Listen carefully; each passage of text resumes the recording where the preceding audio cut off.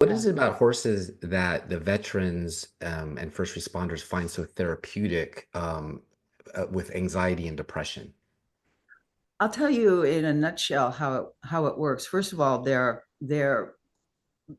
have a 6 times radius of heartbeat effect on anything that than we do. So you're drawn to them by their size, by their power, by their gentleness, by the fact that they're incredibly insightful. Um, and you have to be present when you're with a horse that you're looking up at like that.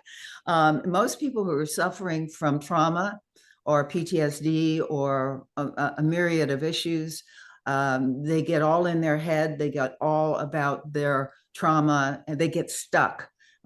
And horses make you, by their nature and their size, be present in the moment, and we create a relationship with that horse. We want to partner with the horses, and we want these individuals to be loving, solid leaders to the horse. And in doing so, that's where they heal.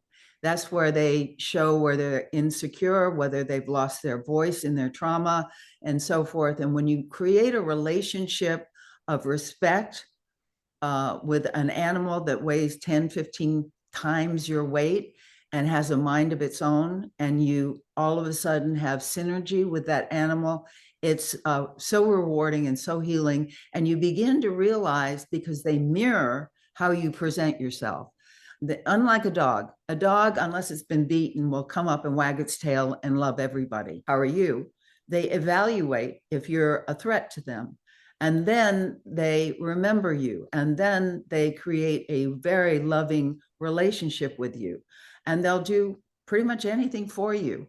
um, that takes time, but that time is where you work out your kinks, and you realize, wow, I have been presenting to my children like this horse will back up if you present with your anger.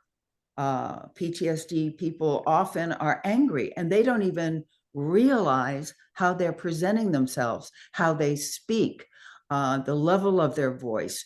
They're all about their pain, and rightfully so. And a horse will mirror that for them. And she said, when I walked in, "Who are you?" And he said, I'm your husband. And she said, I don't know who you are. I don't know what's happened to you. You actually come home and ask how I am. You care whether I had a good day or not.